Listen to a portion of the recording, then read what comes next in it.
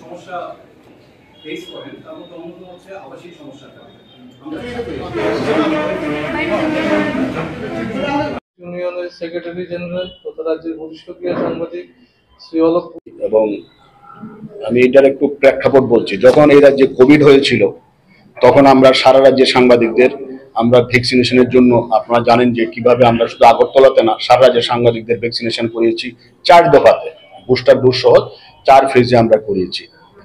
এবার আমরা যখন সারা রাজ্যে যাই বিভিন্ন সমস্যা, তো একটা জিনিস আমরা সবসময় ফিল করি যে সাংবাদিকরা যখন মা বাবা অসুস্থ হয়, বয়স্ক মা বাবা অসুস্থ হয়, ছেলে টেলে অসুস্থ হয়, ওনারা যখন আসেন থাকার জায়গা পাল্টা, হোটেল নিতে গেলে 1500 কেউ 2000 করে থাকতে হয়। অনেককে দেখা গেছে যে দিনের পর দিন থাকতে হচ্ছে। এমনও আমি সাংবাদিক পেয়েছি এই ক্যান্সার হসপিটালের ফ্লোরে, আমাদের যিনি অ্যাডভাইজার বলছেন ফ্লোরে ঘুমিয়ে রয়েছে, মা বাবাকে নিয়ে 1 মাস থাকতে হচ্ছে। তো আমার এটা দীর্ঘদিন ধরে মাথার মধ্যে চিন্তা করছিলাম। কিছুদিন আগে যখন আমরা কাঞ্চনপুর গিয়েছিলাম তখন আমাদের বলছিল যে কুমারঘাটের সাংবাদিক তপন বণিক, ওনার বাবাও ক্যান্সারের পেশেন্টই মূলত, নিয়ে যখন আসেন থাকার জায়গা নেই, বলে দাদা একদিন থাকতে গেলে 1600 টাকা লাগে মিনিমাম। তো চিন্তা করলাম যে বলে অনেক দিন থাকতে হয়। তো এবার ওখান থেকে এসেই আমি আমাদের যিনি ভলেন্টারি হেলথ অ্যাসোসিয়েশনের ডাইরেক্টর আছেন, এখন কার্যনির্বাহী ডাইরেক্টর সুজিত, আমাদের বিলোনিয়ারের ছেলে, খুব ভালো ছেলে। তো ওনাকে আমি ফোন করলাম যে তুমি একটু আসো। তো কালকে উনি আমার অফিসে আসলেন। তো আমরা বসে ডিটেলস আলোচনা করলাম। প্রথম কথাতেই সুজিত রাজি হয়ে গেল, বলে হ্যাঁ আমরা তো যদি সাংবাদিকদের জন্য কিছু করতে পারি তাহলে তো এটা ভালোই লাগবে।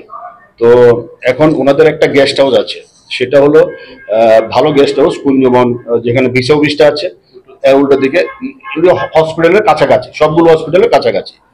তো এই গেস্ট হাউসটা শুধু ওনাদের ইউজের জন্য করা হয়েছিল। তখন আমি যখন রিকোয়েস্ট করলাম যে আমরা তো শুধু মেডিকেল পারপাস, আগরতলা কেউ থাকবে না, যারা সাব ডিভিশন থেকে আসবেন মা বাবা নিয়ে আসবেন, মিসেস নিয়ে আসবেন, থাকার তো জায়গা নেই। তখন উনি বললেন ঠিক আছে দাদা, কিন্তু ওই অ্যাডভান্স জানাতে হবে। উনি যেটা বললেন অ্যাডভান্স জানাতে হবে। ওরা জানে যে চিকিৎসার জন্য কবে যাবে, হঠাৎ করে আসলো তো আরেক জিনিস, যে হঠাৎ করে একটা অ্যাক্সিডেন্ট হয়েছে এটা তো আরেক জিনিস। তখন আমরাও চেষ্টা করব, অ্যাডভান্স জানাতে হবে, আর একটা আই কার্ড লাগবে, আর এখানে কন্ট্যাক্ট নাম্বার দেওয়া আছে, কাকে ফোন করে বুকিংটা করতে হবে। এখানে 2টা ফোন নাম্বার আছে, আমি নাম্বার দুটো আবার মানে বলে দিচ্ছি। একটা হলো 7005590446, আর একটা আছে 9863052602, 7005098630522602। তো এই আমাদের এই দুটো নাম্বারে বুকিং করে আসতে হবে।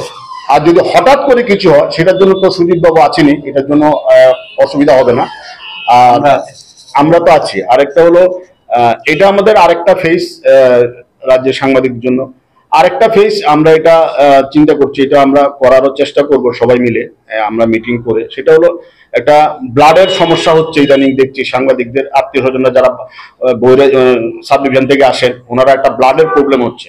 আমরা এমন একটা প্রায়োরিটি লিস্ট তৈরি করার চেষ্টা করছি। আমরা মোটামুটি একটা ব্লাড গ্রুপ দিয়ে একটা প্রায়োরিটি গ্রুপ করার চেষ্টা করছি, অনলি ফর জার্নালিস্টদের জন্য।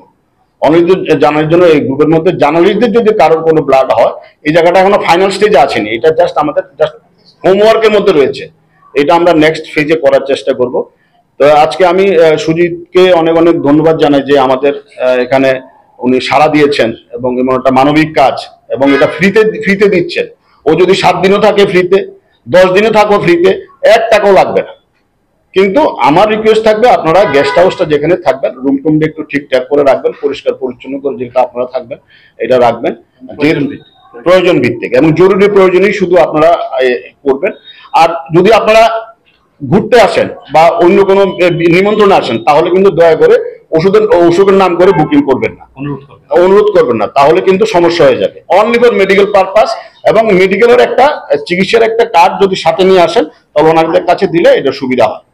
তো এটা হলো আজকের মূল সাংবাদিক সম্মেলনের মূল বিষয়। আমি আবারও আমাদের সঞ্জীব দেব মহোদয়, আমি সকালবেলা বলেছি যে এই কাজটা করব। উনি বলছে ভালো কাজ, আমি বলছি একটু আসুন। তো উনি এসছেন, তো ওনাকে অনেক অভিনন্দন। বা যারা এখানে আসছেন আমাদের অ্যাডভাইজার থেকে সেক্রেটারি জেনারেল ইত্যাদি বা যারা আসছেন ইউনিয়নের সবাইকে আমি ইউনিয়নের পক্ষ থেকে অনেক অনেক ধন্যবাদ জানাই। আমাদের নেক্সট ফেজ যেটা শুরু করছি, আমি বলবো আপনারাও আপনাদের গ্রুপগুলো যদি আমরা একটা গ্রুপ করব, আপনাদের ব্লাড গ্রুপগুলো যদি আমাদের শেয়ার করেন, তাহলে আমরা একটা অ্যাপসের মতো করবো, করে এটা একটা আমরা চেষ্টা করব যে শুধু আমরা শেয়ার করে দেব যে ওর এতদিন হয়েছে ব্লাডটা, ও এই গ্রুপের ব্লাড, এইভাবে আমরা একটা গ্রুপ করে এই কাজটা আমরা করার চেষ্টা করব। আসলে কিছুদিন সময় লাগবে, কিন্তু এটা আমরা করবো। হ্যাঁ, বেড কত আছে? আমাদের তো 4টা রুম আছে, আর রুমের মধ্যে আবার 4টা করে বেড আছে। 4টা রুম আছে, 4টা রুমে আবার 4টা করে বেড আছে। মিনিমাম 7 ডেজ, মিনিমাম 7 ডেজ, মানে আনলেস ইমার্জেন্সি সিচুয়েশন। ধর আনলেস ইমার্জেন্সি সিচুয়েশন, হঠাৎ করে যদি কারো স্ট্রোক হয়, হঠাৎ থাকুন না করো, হঠাৎ করে স্ট্রোক হলো, হঠাৎ করে কিছু অ্যাক্সিডেন্ট হলো, ইডিট এই জন্য লাগবে না। কিন্তু একটা রুটিন চেক আপ যেটা সার্জন থেকে আসে, যে ফিক্সড, হ্যাঁ প্রিফিক্স থাকে, এগুলোতে আসলে যেমন 4টা করে বেড থাকে, 4টা হলো 16টা বেড আছে, তাহলে আশা করি আমরা পাবো। আশা করি মানে আমরা কোনো অসুবিধা হবে না, রুম পাওয়া যাবে। আমি অনুরোধ করবো সঞ্জীব থেকে কিছু। Tripura journalist union, voluntary health association of Tripura, আগরতলার বা ত্রিপুরার অন্যতম একটি প্রাচীন সামাজিক সংস্থা, এনজিও, যারা বিশেষ করে সমাজের পিছিয়ে পড়া জনগণের জন্য, মানুষের জন্য, বা যারা নানাভাবে সমাজে নিপীড়িত বা অন্তিম অংশের মানুষ যারা, তাদের জন্য কাজ করে আসছে। আমার 1-2বার সুযোগ হয়েছিল আপনাদের আরেকজন কর্মকর্তার সাথে গ্যাংটক সফর করতে। আরেকবার আমরা শিলংয়ে আরেকটা প্রোগ্রামে অ্যাটেন্ড করেছিলাম। তো আপনাদের সম্পর্কে আমার মোটামুটি ধারণা আছে। তো আপনারা যেভাবে এগিয়ে এসেছেন, তার জন্য প্রথমেই আমি ত্রিপুরা জার্নালিস্ট ইউনিয়নের তরফ থেকে, আমাদের প্রত্যেকটা সদস্যের পক্ষ থেকে আপনাদের অশেষ ধন্যবাদ জানাই।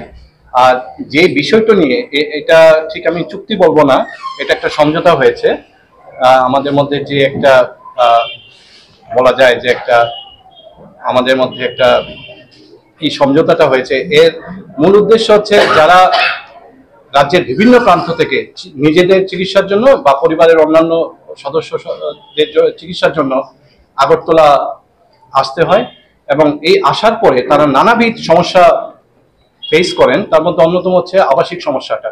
আমরা কয়েকদিন আগে আমি এবং সভাপতি একটি সামাজিক কর্মসূচি সেরে শহর থেকে ফেরার পথে আমরা বারবার আমরা একটা আবেদন পেয়েছিলাম ফোনের মাধ্যমে, যে ক্যান্সার হসপিটালের আশেপাশে একটা মানে তাদের জন্য রাত্রি যাপনের একটা সুবিধা করে আমরা দিতে পারি কিনা। সভাপতি মহোদয় খুবই চেষ্টা করেছিলেন, কিন্তু আমরা করে উঠতে পারিনি। সেই প্রেক্ষাপটে রাজ্যের প্রধান যে 3-4টি হাসপাতাল আছে, যেমন ILS, Tripura Agartala medical college and hospital, তারপরে আপনার ক্যান্সার হসপিটাল, বা আরো 1-2টা যে মানে স্বাস্থ্য সংশ্লিষ্ট যে প্রতিষ্ঠান রয়েছে, এর ঠিক কাছাকাছি এই ওনাদের যেটা রেস্ট হাউস বা সার্কিট হাউস, সেখানে সাংবাদিকদের জন্য এই সুবিধা করে দেওয়ার জন্য মানে এটা মানে অশেষভাবে ওদেরকে ধন্যবাদ জানাতেই হয় আবারও।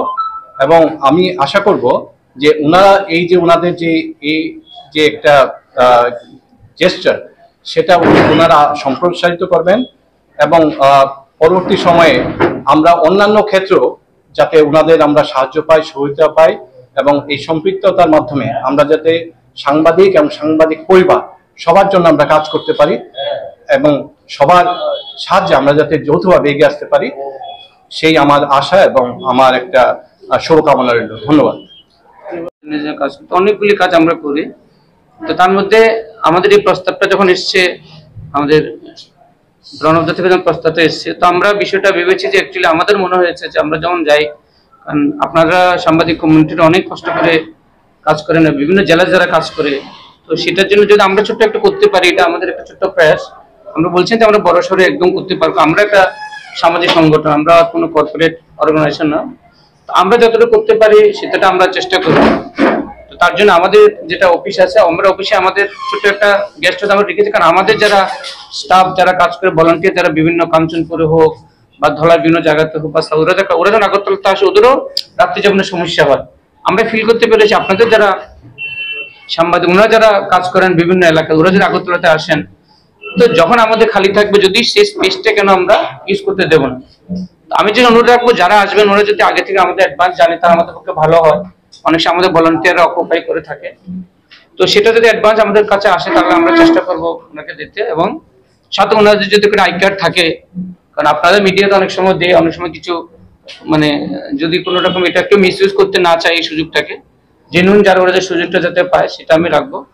আর ওনারা আসার আগে যদি আমাদের অ্যাডভান্স ইনটিমেশন করেন তাহলে ভালো, কারণ ওরা আসবেন যদি আমরা যদি সাপোর্ট করতে না ওইটা যদি বুকিং থাকে খালি থাকলে অবশ্যই আমরা কোনো পয়সা নেবো না, আমরা যেটা আমাদের কোনো চার্জ করবো ওনারা যদি থাকতে পারবেন। আর যদি আপনাদের তরফ থেকে যদি অ্যাডভান্স আমাদের ইন্টিমেশন তাহলে আমাদেরকে অ্যারেঞ্জমেন্টটা করতে খুব সুবিধা হয়। আর ওখানে যে পরিবেশ আছে আমি বলছি না একটা হাইফাই পরিবেশ, মোটামুটি আমরা থাকার মতন একটা ভালো পরিবেশ আমরা দিতে পারি, সেটা আমরা বলতে পারি। তো আর ভবিষ্যতে আমরা চাইবো যদি আপনারা যদি আমাদের সাহায্য করেন, আমরা ছোট ছোট কাজগুলি যদি করি আপনাদের সঙ্গে মিলে আমরা কাজগুলি করবো। ধন্যবাদ সবাইকে।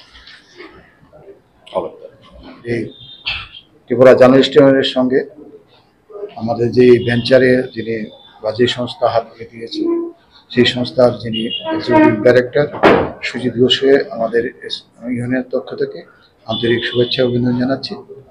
আপনারা সাজ্জাদ এবং মিস্টার সুজিত ঘোষের বিস্তারিত শুনেছেন। আমি শুধু আমার যিনি প্রেসিডেন্ট প্রণব সরকার এবং সাজ্জাদ এবং যারা সংগঠন আছে তাদের তরফ থেকে আমি এটুকু বলতে পারি যে ত্রিপুরা জার্নালিস্ট ইউনিয়ন আমরা মানে আমাদের সীমাবদ্ধ ক্ষমতার মধ্যেও সাংবাদিকের জন্য বরাবর যে কাজ করে আসছি তার এই অঙ্গনে আরেকটা নতুন ফলক যুক্ত হলো।